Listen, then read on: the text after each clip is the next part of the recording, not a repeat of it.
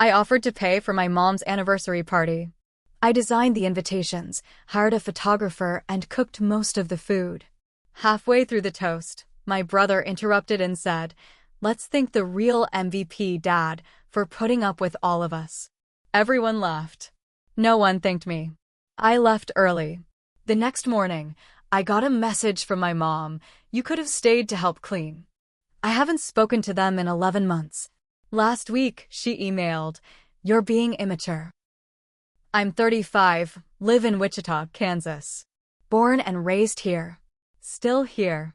I work in graphic design now, nothing flashy, but I make a steady income and live alone in a small house I bought myself. No loans. No handouts. My parents live 15 minutes away in the same house we grew up in. My brother, Jacob, lives with them again after a failed landscaping business and 2 short relationships that ended with him back in his childhood bedroom. He's 2 years younger than me, but they still treat him like he's the golden child. My mom has always had a blind spot for him. Ever since we were kids, she'd brush off everything he did wrong. He could yell, lie, even steal once from her purse, and she'd still call him her sweet boy. I wasn't allowed to leave dishes in the sink without hearing about it. I learned to keep quiet, work hard, and not expect much. Still, I hoped it would get better with age. It didn't. So when my parents' 30th anniversary came around last summer, I thought, maybe if I did something big, something thoughtful, they'd finally see me differently. I told my mom I'd host the party. She acted surprised, but didn't argue. I spent 6 weeks planning. I made the invitations from scratch, painting a cartoon version of my parents on the front. I printed them on thick cardstock, tied each with a ribbon. I hired a local photographer, someone I'd worked with before, and paid full price without asking for favors. I arranged for chairs and tables.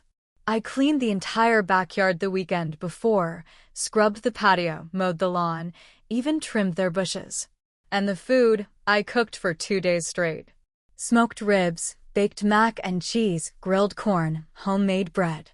I only ordered a few store-bought appetizers to save time. My mom didn't lift a finger. Jacob sure didn't. The day of the party, I got there early, set everything up. Tablecloths, candles in mason jars, little chalkboard signs with the menu. I even made a slideshow of old family pictures to play on the projector. Guests arrived, laughed, ate. Everyone said how amazing it looked. Some people asked my mom how she pulled it off, and she'd just smile and say, "Well, you know, we do what we can." She never mentioned me.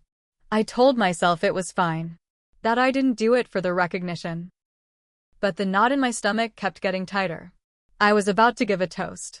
I stood up, tapped my glass, and started to speak. "I just want to say how proud I am to be here with you all," and then Jacob, standing by the cooler with a beer in his hand, cuts me off. "Let's thank the real MVP, Dad, for putting up with all of us." Everyone laughed. Even my mom leaned into my dad and clinked her glass. My dad did a fake bow. Nobody said, "Hey," actually, she did everything. I sat down without finishing my toast. My face was burning. I felt like a ghost at my own event. I stayed another hour. Then I left. No one stopped me. I don't even think they noticed I was gone. Next morning, 9:03 a.m., I get a text from my mom. "You could have stayed to help clean." That's it. "No, thank you." "No, are you okay?" Just that.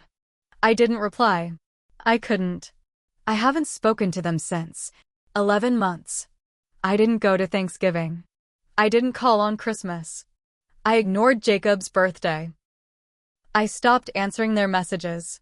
I blocked their numbers in January after my mom sent me a paragraph about how families are supposed to forgive each other. Last week, she found my work email. Subject: "You're being immature." Body: "You need to stop this. We're your family. Families fight. You don't cut people out over a joke. This is not how adults handle things." She has no idea. No clue what that night did to me. Or maybe she does and doesn't care. But I've been quiet too long. I've been planning something. I want them to feel what I felt. Not just ignored, but invisible. And I'm not done yet. After I read her email, I sat at my desk and stared at the screen for a long time. I thought about replying. I almost typed, "I'm not being immature. I'm just done." But I didn't send it. I deleted it. Instead, I started something else. I had hundreds of photos from that night. Not just the ones the photographer sent, but the raw footage, the behind-the-scenes shots. Pictures of me hauling trays of food, wiping sweat from my forehead in the kitchen, setting up candles while everyone else sipped wine and laughed. No makeup. No smile. Just me working while no one noticed. I opened my laptop, picked 10 of those pictures, and uploaded them to a private Instagram account I'd created months ago. I had about 40 followers, mostly coworkers and a few people I knew from college. Then I wrote a caption, "This is what family looks like." I planned, paid for, and cooked nearly everything for my parents' anniversary. I stood to give a toast and got laughed over. The next day, my mom texted me to clean up. Not one thank you. I left and haven't spoken to them since. Now I'm immature for not crawling back. I didn't tag them. I didn't need to. The post blew up. Friends started sharing it. People commented things like, "This broke my heart. I've been there. You deserve so much better." This hit way too close to home. By the end of the week, the post had over 2,000 likes. Somehow, it reached someone in our town. A woman who used to go to church with my mom shared it on Facebook. She didn't know it was about them, but others did. A few people recognized the backyard in the photos. Someone tagged my brother. And that's when the messages started. Jacob DM'd me first. "WTF, is this crap? Are you really airing our laundry online for likes?" I didn't respond. Then came a call from my dad. I let it ring. He left a voicemail. "Your mother's crying. You've made this a public thing now. That's low, even for you." Even for me? I kept posting. I shared more photos. The invitation designs. The list I'd made to organize the menu. Screenshots of the receipts. $784.22 total. All paid from my own bank account. And then I posted her text. "You could have stayed to help clean." People went off in the comments. I never said her name. I didn't have to. The real twist came when someone sent me a message. A woman named Dana. She said, "I worked with your mom at the bank. She used to complain about you all the time. Called you too needy. I stopped talking to her after she badmouthed another coworker's daughter. Just wanted you to know you're not crazy." That message hit me harder than I expected. All these years, I thought maybe I was exaggerating. Maybe I was sensitive like she always said. But here was proof. She really did talk about me like I was a burden. Even to strangers. I wasn't imagining it. This wasn't just about one night. It was about years of being invisible in my own family. But I wasn't done yet. I had one more thing planned. A quiet, subtle strike. One that would last. About a month after the Instagram post went viral, I got a letter in the mail. Not an email. Not a text. A handwritten letter.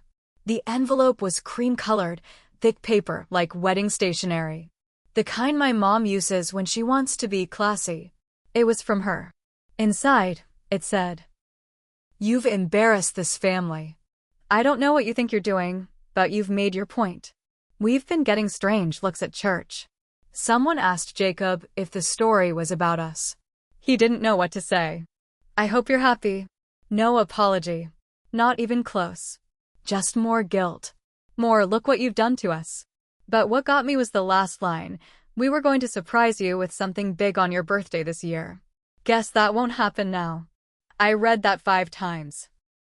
My birthday was in 2 weeks. Something big? At first I thought she was bluffing. But it stuck with me. So I started digging. That night, I went to an old email thread from 6 months before the anniversary party. I'd sent her some ideas for possible venues, and she had replied once, asking, "Would you rather have something outdoors or indoors in July?" I had assumed she meant for the party. But now, reading it again, it felt off. Then I remembered Jacob had borrowed my laptop once. Around that time. Said he needed it to apply for a job. I didn't think much of it back then. So I did something I hadn't done in months. I opened my mom's Facebook page. It was public again. She'd probably forgotten to switch it back after changing phones or something. And there it was.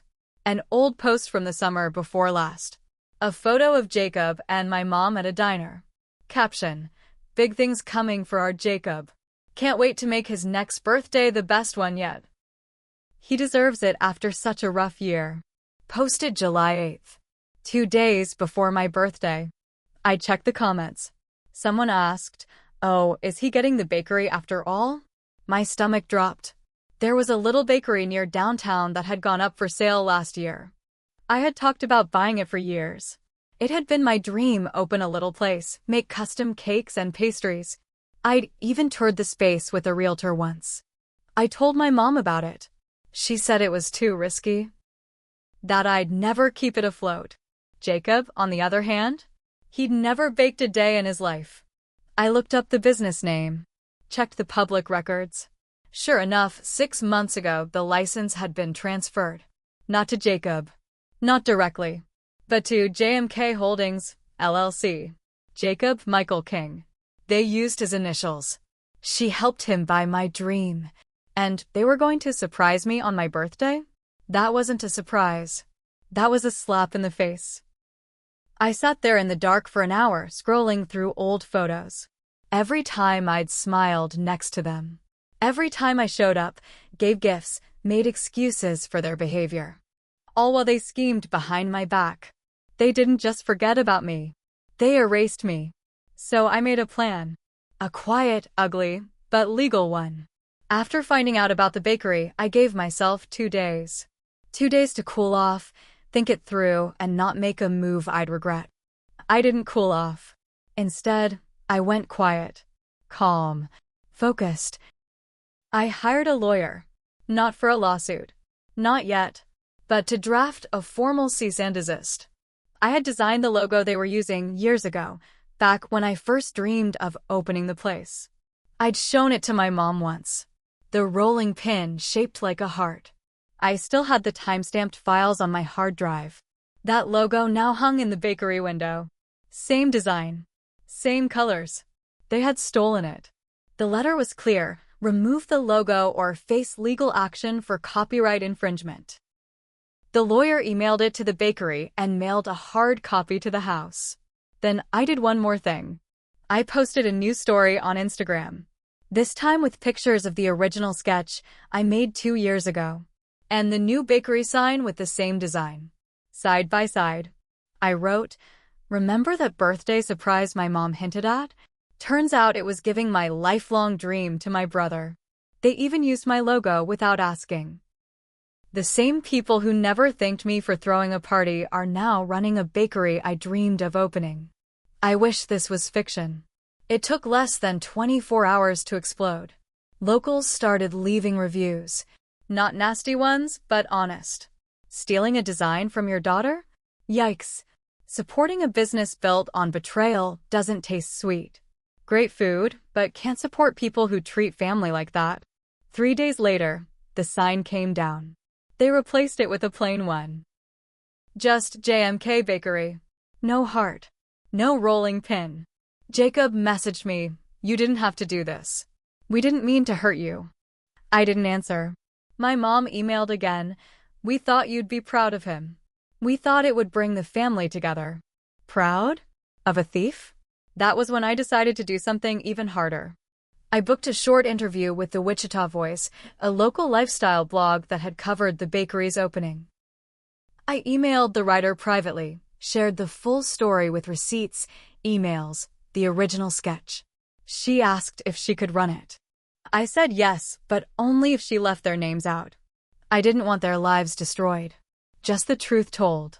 The article came out 2 weeks later. When dreams are taken, one woman's story behind Wichita's sweetest controversy. It didn't name them, but everyone knew. Business dropped. Not completely, but enough. And I'll be honest, there were moments I felt bad. Not because they didn't deserve it, but because I didn't realize how far I'd carry it. That's when I took a hard look at myself. I hadn't just wanted revenge. I wanted them to hurt like I did. I let that pain control me for months. And yeah, maybe I crossed a line. Maybe I enjoyed it too much when I saw their sign taken down. I made mistakes too. Like thinking they would ever change. Like hoping one big gesture would finally make me matter. But I learned something. I don't need their approval anymore. I matter because I know what I'm worth. I started saving again. Found a new location. Smaller, cheaper. I'm designing a new logo. This one's just for me.